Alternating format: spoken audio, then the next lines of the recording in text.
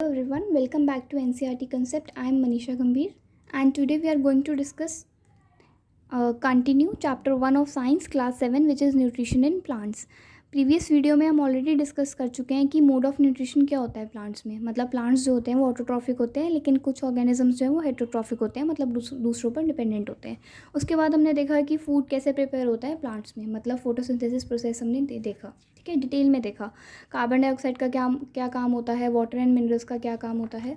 उसके बाद हमने देखा कि क्लोरोफिल का क्या रोल होता है एंड सन कैसे अल्टीमेट सोर्स होता है। एंड देन आफ्टर दैट हमने फ्लो चार्ट देखा फोटोसिंथेसिस का, ठीक है, पूरा प्रोसेस इस फ्लो चार्ट में दिया हुआ है, बहुत ज़्यादा इंपॉर्टेंट है ये।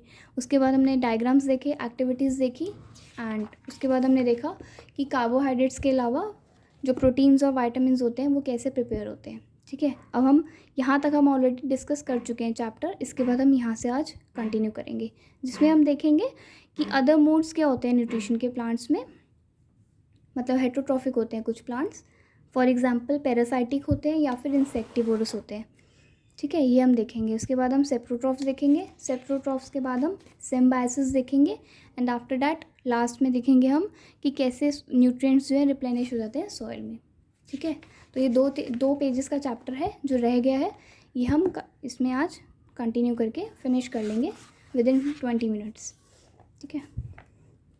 तो लेट्स बिगिन। हमें पता है कि जो क्लोरोफिल होती है ना वो प्लांट्स के लिए बहुत ही ज़्यादा ज़रूरी होती है, ठीक है। तो बहुत मतलब mainly most of the plants में क्लोरोफिल पिगमेंट होती है, जिसकी वजह से प्लांट्स जो है ना वो फोटोसिंथेसिस कर पाते हैं, मतलब अपना फूड प्रिपेयर कर पाते हैं।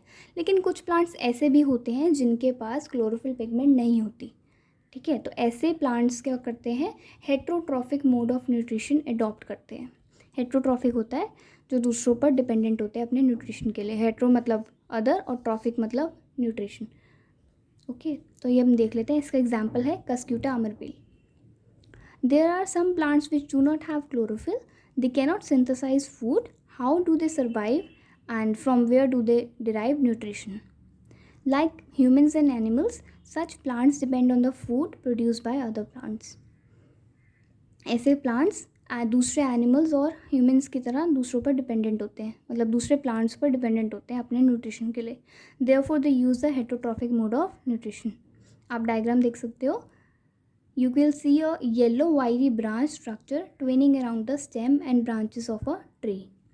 आप देखोगे कि एक ट्री है, ट्री के आसपास ना येलो से कलर की ब्रांच मतलब जिसकी आगे ब्रांचिंग हुई हो, मतलब कि जैसे ये है, ठीक है, ये स्टेम है तो आगे फर्दर ऐसे इसमें से ही निकल रही है दूसरी स्टेम्स इसी एक मेन स्टेम में से। तो ब्रांच स्ट्रक्चर होता है जो ट्विन करता है, मतलब उसके आसपास ही बिल्कुल उसको जकड़ लेता है। तो इस प्लांट को इसका एग्जाम्पल मेनली है ये कस्क्यूटा अमरबेल। अभी डायग्राम देखेंगे हम। It does not have chlorophyll, chlorophyll नहीं होती इनके पास, इसलिए ये क्या करते हैं दूसरे प्लांट पर क्लाइंब करते हैं, मतलब उस पर लटक जाते हैं अपने फूड के लिए, ठीक है। It takes readymade food from the plant on which it is climbing. जिस प्लांट पर वो लटक रहे होते हैं उसी से वो फूड ले लेते हैं, रेडीमेड फूड, ठीक है। The plant on which it climbs is called the host. जिस प्लांट पर वो क्लाइंब करते हैं उसको होस्ट कहते हैं। Since it deprives the host of valuable nutrients, लेकिन इसकी वजह से जो होस्ट प्लांट होता है, मतलब जिस पर वो लटक रहे होते हैं, वो डिप्राइव हो जाता है। डिप्राइव मतलब उसमें थोड़ी कमी हो जाती है वैल्यूएबल न्यूट्रिएंट्स की। ये रहा कस्क्यूटा प्लांट जिसे हम अमरबेल भी कहते हैं। ये रही इसकी ट्रंक, ठीक है। ये दूसरा प्लांट है, ट्री है कि ये ट्री के ऊपर ये येलो आप देख रहे हो वायर जैसे तारों जैसे स्ट्रक्चर देख रहे हो आप, ये कुछ नहीं है, ये कस्क्यूटा है, ठीक है, अमरबेल है ये। तो ये एग्जाम्पल है बहुत famous parasitic mode of nutrition का, मतलब कि जिस प्लांट पर ये लटक रहे हैं क्लाइंब कर रहे हैं वो है होस्ट, दिस इज होस्ट, ठीक है। और ये खुद क्या है, ये अमरबेल है, ओके, जिसे हम पैरासाइट भी कह सकते हैं। Are we and other animals also kind of parasites. You should think about and discuss with your teacher. इसमें वो कह रहे हैं कि आपने ना लीचेस देखे होंगे या फिर मस्किटोज़ देखे होंगे. ये बहुत फेमस है कि जो ये लीचीज़ होते हैं ना बारिशों में, मतलब रोड पर होते हैं और हमें बहुत ध्यान से चलना होता है, क्योंकि अगर ये पैर पे चिपक गए तो ये हमारा पूरा ब्लड सक कर लेते हैं. ठीक है, तो मेनली ये क्या होते हैं, पैरासाइट्स होते हैं. Next is, have you seen or heard of plants that can eat animals. There are few plants which can trap insects and digest them. यहाँ तक हम ऑलरेडी, ये सारा पार्ट हो गया कस्क्यूटा बेल के बारे में, सॉरी कस्क्यूटा या अमर बेल के बारे में. अब हम पढ़ रहे हैं दूसरे टाइप्स ऑफ प्लांट, इंसेक्टिवोरस, जिसे हम इंसेक्टिवोरस कहते हैं. ठीक है, मतलब कि ऐसे प्लांट्स जो इंसेक्ट्स को ट्रैप करते हैं और खुद खा लेते हैं, डाइजेस्ट कर लेते हैं. ठीक है, ऐसे प्लांट्स जो होते हैं ग्रीन भी हो सकते हैं और कोई और कलर के भी हो सकते हैं. The picture like or jug like structure is the modified part of leaf. इनकी जो लीफ होती है ना वो मॉडिफाई हो चुकी होती है जग लाइक स्ट्रक्चर में या फिर पिक्चर लाइक. इसमें आप देख रहे हो ये रही. ठीक है, ये देखो ऐसा जग सा बना हुआ है और ये ऊपर इसकी लिड है जो जैसे इंसेक्ट इसमें आता है तो ये बंद हो जाती है. और नीचे ये देख रहे हो आप हेयर लाइक स्ट्रक्चर्स हैं, इसी में वो अनटैंगल्ड हो जाता है, मतलब इसी में उलझ जाता है घुसते ही इंसेक्ट होता है, और उसी टाइम ये लिड बंद हो जाती है और ये अंदर इसके डाइजेस्ट हो जाता है इंसाइम. और जो ये प्लांट है ये इसके इंसेक्ट के जितने वो होते हैं न्यूट्रिएंट्स वो इससे ले लेता है. वो भी इसलिए करता है ऐसा क्योंकि प्लांट जो है ना इसके पास क्लोरोफिल नहीं होती, तो ये दूसरों पर डिपेंडेंट है, ये इंसेक्ट पर डिपेंडेंट होता है अपने न्यूट्रिशन के लिए. दैट्स वाई वो ऐसा करता है. The apex of the leaf forms the lid which can open and close the mouth of the pitcher. इस पिक्चर का माउथ एक तरह से कहलाता है ये लिड, जो बंद भी हो सकता है और खुल भी सकता है.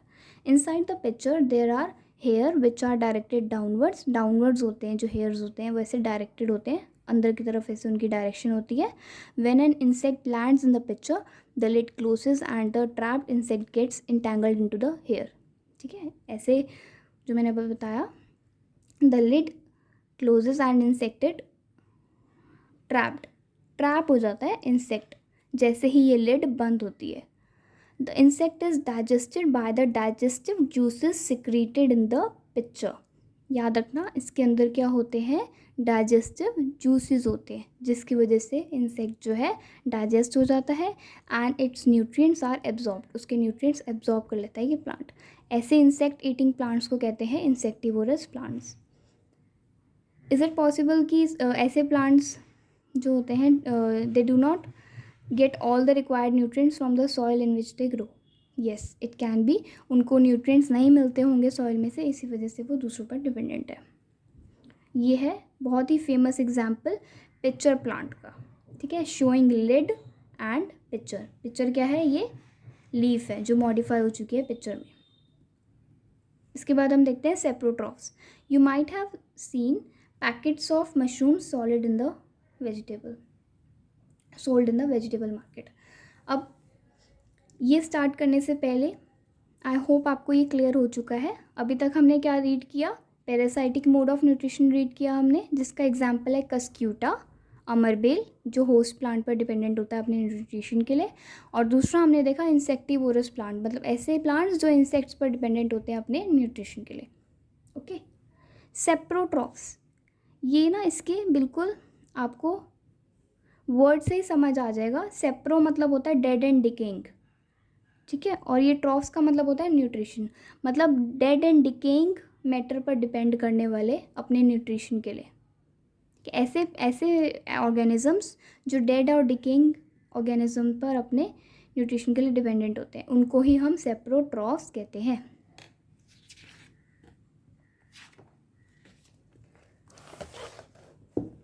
ये बहुत बड़ा चैप्टर है इसलिए मुझे जल्दी जल्दी कवर करना पड़ रहा है. अगर आपको स्पीड ज़्यादा लगे तो आप इसको स्पीड कम करके देख लेना 0.5 पर. You may have also seen fluffy umbrella like patches growing in moist soil or on rotting wood during the rainy season. आपने देखा होगा कि रेनी सीजन में आपको वुड पर या फिर सॉइल में आपको अम्ब्रेला लाइक पैचेस दिखेंगे. वो क्या होते हैं, वो होते हैं डिकेइंग मटेरियल. ठीक है, डिकेइंग मटेरियल पर ऐसे मतलब मशरूम वगैरह पैदा होते हुए दिखते हैं, या फिर सॉइल पर ऐसे पैचेस दिखते हैं फ्लफ़ी। तो ये सब क्या होते हैं? ये होते हैं फंजाई। ओके, ऐसे वो जो पूछ रहा है कि ऑर्गेनिजम्स जो होते हैं उन्हें न्यूट्रिएंट्स चाहिए होते हैं, लेकिन इनके पास तो माउथ भी नहीं होता, मुंह भी नहीं होता, मतलब न्यूट्रिशन लेने के लिए। तो और ये ग्रीन ग्रीन भी नहीं है, ग्रीन प्लांट्स भी नहीं है, मतलब इसके पास क्लोरोफिल भी नहीं है। तो ये अपना फूड कैसे प्रिपेयर करते हैं, या कैसे इनका मतलब अपना न्यूट्रिशन कैसे कंप्लीट करते हैं ये? ठीक है, इसके लिए एक एक्टिविटी है कि आप एक ब्रेड लो, उसको ना मॉइस्चर मतलब नमी उस पर थोड़ी रहने दो, पानी छिड़को कुछ दिन के लिए उस पर वाटर, और उसको 2-3 दिन के लिए ऐसे ही रहने दो। तो क्या होगा, कुछ दिन बाद आप देखोगे कि फ्लफ़ी पैचेस से उस पर ग्रीन ग्रीन कलर के ना आ जाएंगे। तो वो क्या होता है? वो फंगस होती है। ठीक है, ब्रेड पर आप इस डायग्राम में भी देख सकते हो, अगर कभी नहीं देखा तो। ये ब्रेड है, इस पर ऐसे ग्रीन ग्रीन कलर के ऐसे कुछ अजीब मतलब फंगस लगी होती है, जो नमी के कारण पैदा हो जाती है। ठीक है, हॉट और ह्यूमिड क्लाइमेट में, हॉट मतलब गरम, गरम क्लाइमेट हो और थोड़ी नमी भी हो, ह्यूमिड हो climate. These organisms are called fungi. They have a different mode of nutrition. इनका एक जो मोड होता है वो अलग होता है, मतलब ये एब्जॉर्ब करते हैं nutrients from the bread. This mode of nutrition in which organisms take in nutrients from dead and decaying matter is called saprotrophic nutrition. ऐसे मोड ऑफ न्यूट्रिशन को, जिसमें ये मैं पहले भी बता चुकी हूँ, ये सेप्रो मतलब डेड और डिकेइंग मैटर पर डिपेंड करना फॉर देयर न्यूट्रिशन। ठीक है, जो ऑर्गेनिजम्स दूसरों पर, दूसरे डेड और डिकेइंग मैटर पर डिपेंडेंट होते हैं अपने न्यूट्रिशन के लिए, उनको सेप्रोट्रॉफिक, उनका जो मोड ऑफ न्यूट्रिशन होता है वो सेप्रोट्रॉफिक न्यूट्रिशन होता है। और ऐसे ऑर्गेनिजम्स को हम कहते हैं सेप्रोट्रॉफ्स।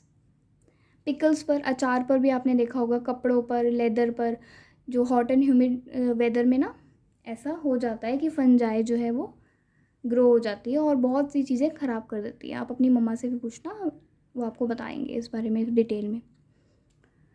Fungal spores are generally present in the air. जो फंगल के स्पोर्स होते हैं ना वो प्रेजेंट होते हैं एयर में, और जैसे ही उनको नमी मिलती है, जैसे ही उनको पानी मिलता है, वहीं पे वो लैंड हो जाते हैं।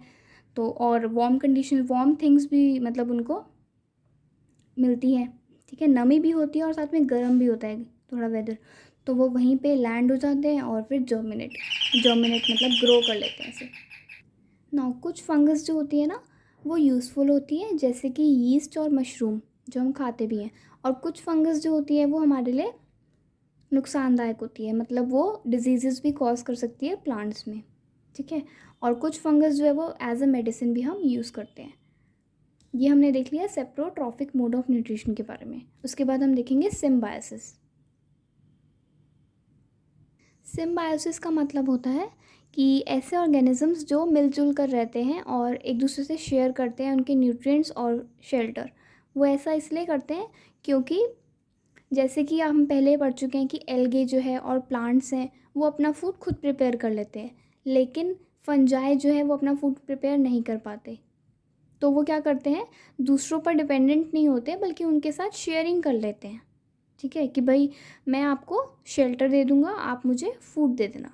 ठीक है, ऐसे, या कुछ भी जो उनको रिक्वायरमेंट होती है, जैसे प्लांट्स और एल्गे हो गए, ये तो फूड प्रिपेयर कर सकते हैं, तो ये उनको दूसरे ऑर्गेनिजम्स को फूड दे देते हैं जो प्लांट्स और एल्गे होते हैं, और उनसे कुछ और चीज़ ले लेते हैं। फॉर एग्जाम्पल वाटर ले लिया, मिनरल्स ले लिए, या फिर शेल्टर ले लिया। ठीक है, इस तरह इनकी रिलेशनशिप चलती है, गिव एंड टेक वाली। The plants provide nutrients to the fungus and in return fungus provides water and certain nutrients। ठीक है, ये किस चीज़ की बात हो रही है कि कुछ फंजाई जो होते हैं ना, for example certain fungi live inside the roots of plants. पहला एग्जांपल इसमें हमने देखा फंजाई और रूट्स ऑफ प्लांट्स का। मैंने ऐसे डायग्राम सा बना लिया, अगर आपको भी नोट करना हो तो आप कर लेना। जो प्लांट्स की रूट्स होती हैं वो क्या करती हैं, फूड प्रिपेयर कर सकती हैं, इसलिए वो फंगस को न्यूट्रिएंट्स प्रोवाइड करती हैं जो फूड में प्रेजेंट होते हैं। और जो फंगस क्या करता है इन रिटर्न, वो उनको वाटर और मिनरल्स प्रोवाइड करता है। ठीक है, जो प्लांट्स की रूट्स होती हैं, इसी तरह इनकी रिलेशनशिप चलती है, roots of plants and fungus, इन दोनों की रिलेशनशिप चलती है और इसको हम सिम्बायोसिस कहते हैं। दूसरा एग्जाम्पल है सिम्बायोसिस का लाइकेंस। लाइकेंस में क्या होता है, एल्गे और फंगस एक साथ रहते हैं, ठीक है। और एल्गे जो है, वी ऑल नो, एल्गे के पास भी क्लोरोफिल होती है, तो वो अपना फूड खुद प्रिपेयर कर सकता है, इसलिए वो इनको फूड प्रोवाइड करता है। और इन रिटर्न फंगस से क्या लेता है, shelter, water and minerals. Okay, in organisms called lichens, a chlorophyll containing partner, which is a algae and a fungus, live together. The fungus provides shelter, water and minerals to the algae, and in return algae prepares and provides food to the fungus, ठीक है। Now अब हम देखते हैं कि nutrients कैसे replenish होते हैं सॉइल में। आपने सुना होगा कि फार्मर्स जो है ना, मैन्योर और फर्टिलाइजर स्प्रे करते रहते हैं। मैन्योर क्या होता है, मैन्योर होता है खाद, ठीक है। खाद जो किससे बनी होती है, डिकेइंग प्लांट या एनिमल मैटर से। ये नेचुरल होती है और ये बहुत ही ज़्यादा यूज़फुल होती है प्लांट्स के लिए। ये खाद बहुत बार देखा होगा आपने, डलती है, ठीक है, क्रॉप्स में। मतलब क्रॉप्स जब ग्रो करते हैं उससे पहले सॉइल में डलती है। और जो फर्टिलाइजर्स है ये भी कई बार आपने देखा होगा फार्मर्स को स्प्रे करते हुए। क्रॉप जब ग्रो करनी होती है उससे पहले सॉइल पर स्प्रे करते हैं। वो इसलिए क्योंकि ना कॉन्टीन्यूस जब कल्टीवेशन करते हैं हम, मतलब कॉन्टीन्यूस हम ग्रो करते हैं क्रॉप बिना किसी गैप के, सीज़न जैसे हर सीज़न में हम कुछ 2-3 महीने का गैप नहीं लिया, उस पे उसी लैंड पे कॉन्टीन्यूस ग्रो करते गए क्रॉप्स, तो क्या होता है उसमें सॉइल में थोड़ी कमी हो जाती है न्यूट्रिएंट्स की, क्योंकि प्लांट्स जो होते हैं वो एब्जॉर्ब करते हैं न्यूट्रिएंट्स सॉइल में से, ठीक है। तो अमाउंट जो है उनका डिक्लाइन होता रहता है। इसकी वजह से फर्टिलाइजर्स और मैन्योर्स जो हैं बहुत ज़रूरी होते हैं सॉइल को देना। जो फर्टिलाइजर्स हैं ये केमिकल्स होते हैं, ये फर्टिलाइजर्स है ना, ये केमिकल्स होते हैं, ये मैन मेड होते हैं, जो एक पर्टिकुलर न्यूट्रिएंट में बहुत ज़्यादा रिच होते हैं। तो ये भी छिड़के जाते हैं क्रॉप से पहले सॉइल पर, ताकि सॉइल में न्यूट्रिएंट्स की कमी ना हो और जो हम प्लांट ग्रो करें वो बहुत ही ज़्यादा हेल्दी हो और हमें पूरा न्यूट्रिएंट रिच फूड दे, ठीक है। Usually crop plants absorb a lot of nitrogen. जो क्रॉप प्लांट्स होते हैं ना वो बहुत ज़्यादा नाइट्रोजन एब्जॉर्ब करते हैं और जो सॉइल है वो डेफिशिएंट हो जाती है नाइट्रोजन में। और एक और चीज़ ये भी आपने पढ़ा होगा 6th क्लास में कि एटमॉस्फेयर में तो नाइट्रोजन बहुत ज़्यादा अमाउंट में होती है। मतलब कि हमारी जो 99% एयर है उसमें वो जो है हमारी 99% एयर वो नाइट्रोजन प्लस ऑक्सीजन से बनी होती है, ठीक है। तो इतनी ज़्यादा नाइट्रोजन होने के बावजूद भी सॉइल में कमी क्यों हो जाती है नाइट्रोजन की? वो इसलिए क्योंकि ना प्लांट्स जो होते हैं वो डायरेक्टली एटमॉस्फेरिक नाइट्रोजन जो है वो फिक्स नहीं कर पाते, वो यूज़ नहीं कर पाते। इसकी वजह से प्लांट्स जो है ना, प्लांट्स के अंदर नीचे सॉइल में राइजोबियम बैक्टीरिया होता है। ये राइजोबियम बैक्टीरिया क्या करता है, एटमॉस्फेरिक नाइट्रोजन को यूजेबल फॉर्म में कन्वर्ट कर देता है ताकि प्लांट्स उसे एब्जॉर्ब कर पाए with the help of roots, ठीक है। ये काम होता है राइजोबियम का। You have learned that though nitrogen gas is available in plenty in the air, plants cannot use it in the manner they can use carbon dioxide. They need nitrogen in a soluble form. The bacterium called rhizobium can take atmospheric nitrogen and convert it into a usable form. But rhizobium cannot make its own food. So it often lives in the roots of gram, peas, moong, beans या फिर legumes and provides them with nitrogen.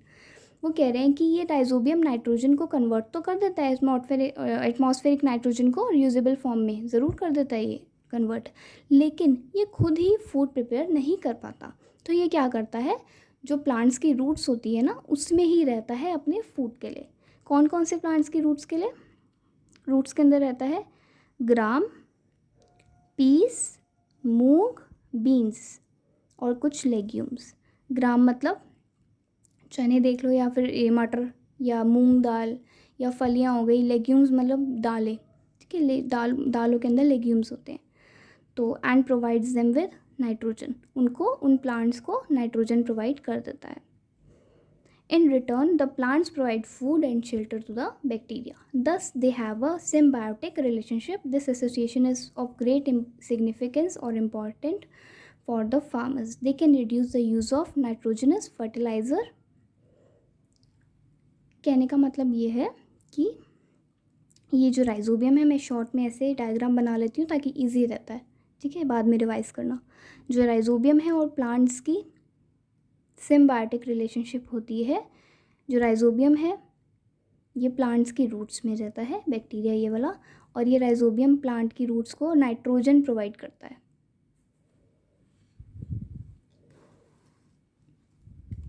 ठीक है। ये nitrogen provide करता है और in return plant से क्या लेता है, शेल्टर और फूड।